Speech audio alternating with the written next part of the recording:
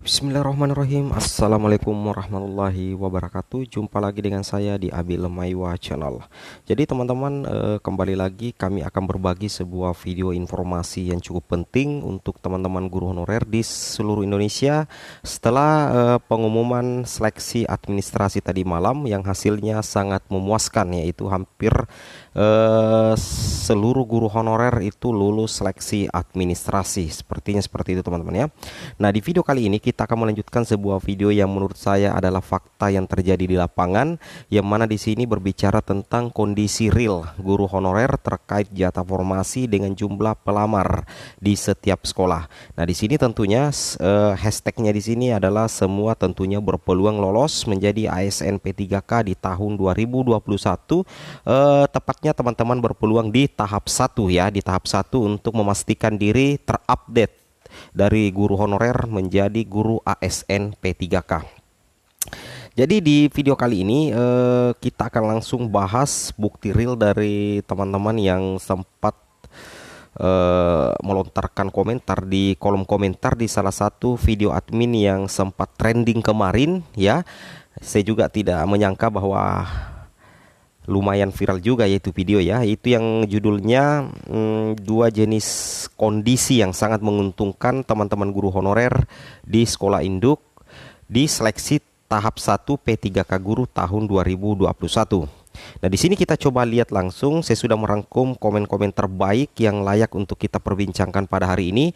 Jadi sebelumnya ini saya sambung dulu yang kemarin itu. Di sini ada ilustrasi yang justru membuat viral kemarin teman-teman di channel ini ya.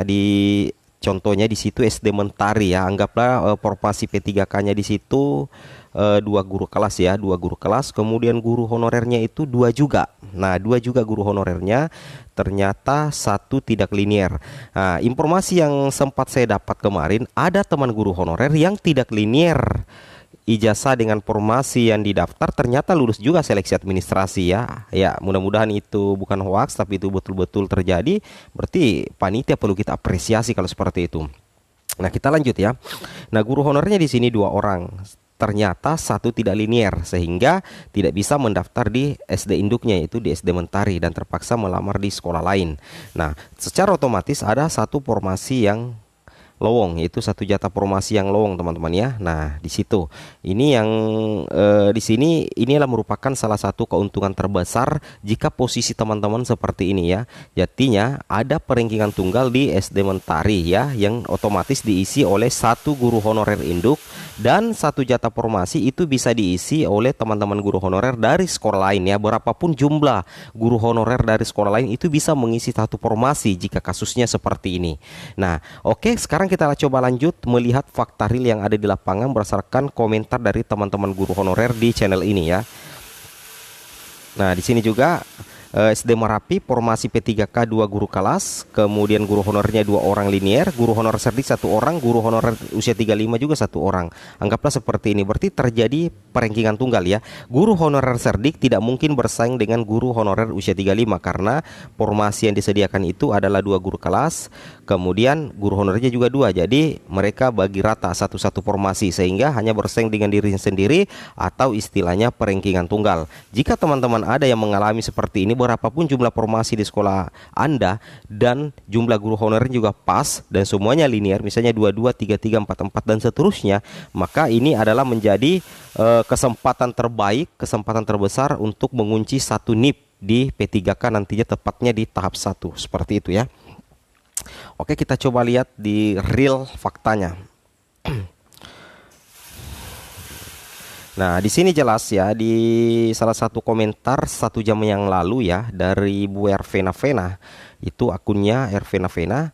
Di sini dikatakan beda lagi di tempat saya, guru honor P3K-nya cuma 1, yang lain masih baru honornya. Tapi yang saya tanyakan, mengapa di sekolah saya tidak dibuka formasi, sedangkan di tempat kami sangat kekurangan guru. Guru kelas yang PNS cuma 2 orang, terpaksa saya melamar di sekolah lain. Nah, ini jelas menjadi istilahnya tanggung jawab dari pihak panitia, dalam hal ini Kemendikbudristek dan BKN, yang semestinya itu betul-betul memeratakan formasi dengan guru honor yang ada di sekolah tersebut. Ini sudah ada buktinya. ada guru honorer, guru PNS-nya cuma dua orang, tapi justru tidak ada formasi yang disediakan ya. Mudah-mudahan video ini bisa istilahnya meluas sehingga bisa dinonton oleh banyak orang, dan otomatis ini bisa menjadi pertimbangan dari pemerintah ke depannya. Misalkan di P3K 2022 nanti betul-betul itu terjadi pemerataan formasi di setiap sekolah seperti itu ya. Oke. Kita coba lanjut lagi. Sekarang kita lanjut lagi.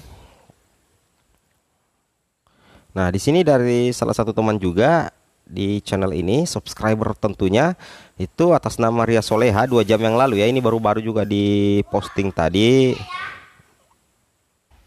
Itu baru-baru diposting juga, katanya di sekolahnya itu formasi P3K-nya itu ada 4 guru kelas ya, sedangkan guru honorernya 4 orang linear juga. Nah, ini sudah sama dengan kasus yang coba admin angkat kemarin ya.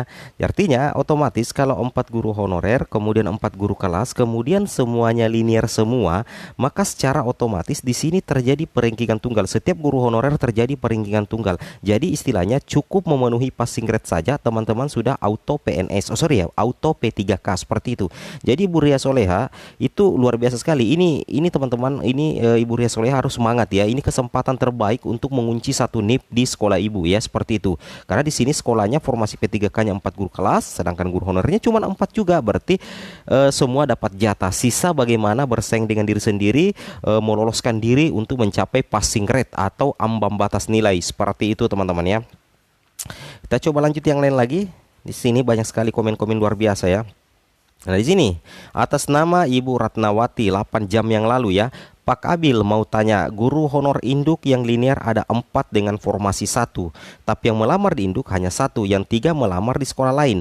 Apakah dari sekolah lain bisa melamar? Atau itu sudah termasuk peringkingan tunggal? Terima kasih, mohon dijawab. Nah, di sini saya jawab ya, saya jawab langsung. Mudah-mudahan yang bersangkutan nonton juga ya. Pak Abil mau tanya guru honor induk yang linear 4 dengan formasi 1 ya.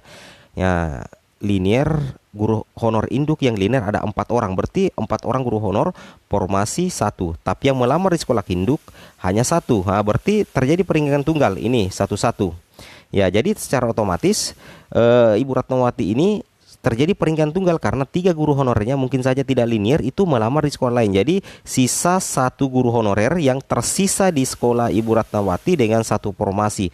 Berarti secara otomatis itu terjadi peringkingan tunggal, cukup memenuhi passing grade auto ASN.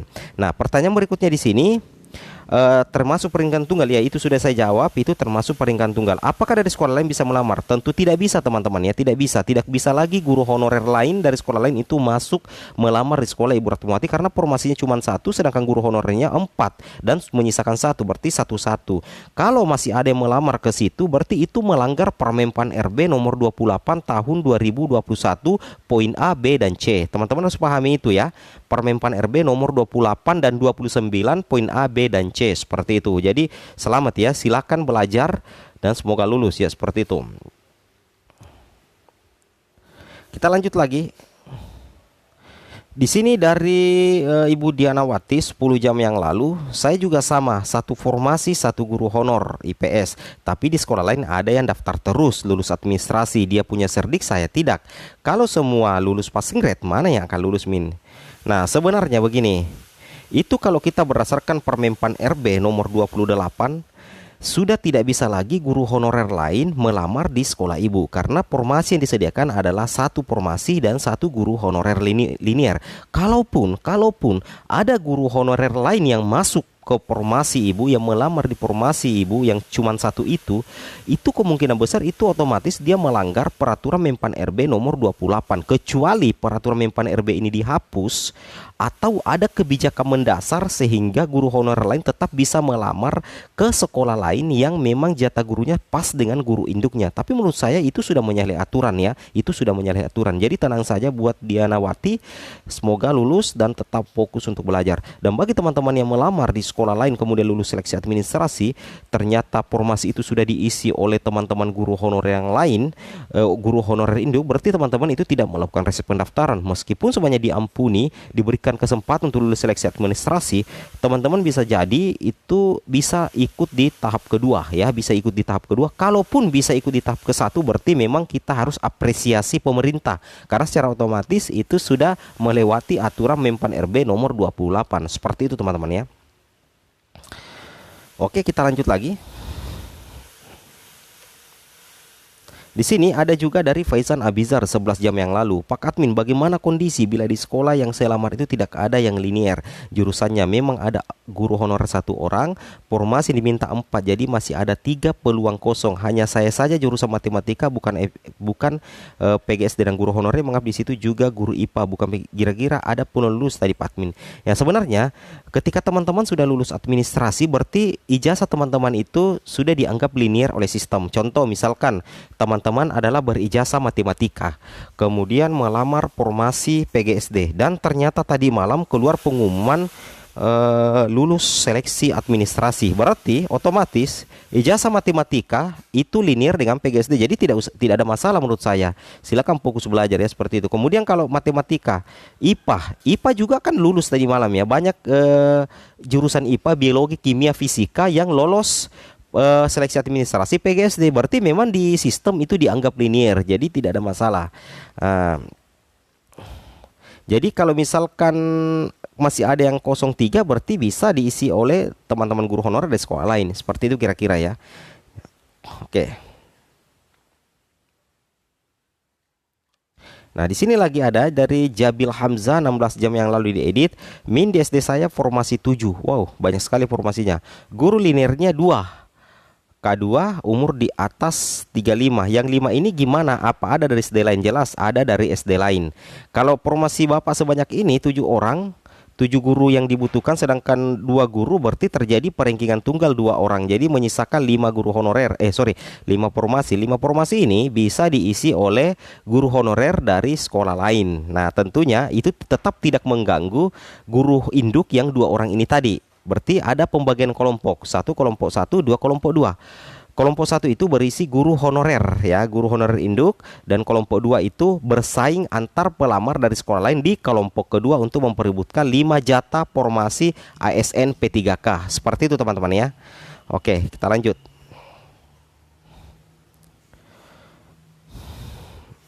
Nah, di sini lagi dari Haji Umar Basri, kalau di sekolah ada satu formasi yang mendaftar 2 orang, yang satu di sekolah induk dan satu yang afirmasi, nilai sama-sama lulus passing grade. Siapa yang nanti lolos jadi P3K di sekolah tersebut? Nah, di sini satu formasi 2 orang, kemudian nilai sama-sama lulus passing grade. Nah, sama-sama lulus passing grade ya, gampang sekali menjawabnya. Jawabannya adalah dilihat nilai akhirnya. Nah, siapa nilai akhir tertinggi, dialah yang mengisi formasi di sekolah induk teman-teman. Kalaupun misalkan sama tinggi nilainya di nilai akhir, maka yang dilihat adalah nilai kompetensi teknis. Guru yang paling tinggi nilai kompetensi teknisnya itu yang lolos menjadi guru P3.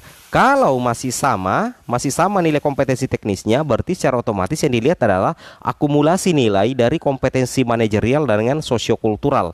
Dan siapa yang paling tinggi nilainya itu yang lolos P3K. Dan kalau masih sama, maka yang dilihat adalah wawancara. Wawancara masih sama, maka secara otomatis yang dilihat adalah usia. Siapa usianya yang paling tua, itu yang diangkat menjadi guru P3K. Berarti ini nilai plus dari guru usia 35 ya, usia 35 plus ke atas, seperti itu ya. Ini aturan dari Permenpan RB nomor 28 kalau tidak salah pasal berapa ya. Yang jelasnya peraturan Menpan RB nomor 28 ya. Dekatnya di poin A, B dan C yang mengatur tentang pembagian formasi, seperti itu ya. Oke, kita coba lanjut lagi, masih ada. Nah, di sini dari Liswardi doang ya, 16 jam yang lalu. Min saya kategori 2 dan 5 orang terdata di Dapodik.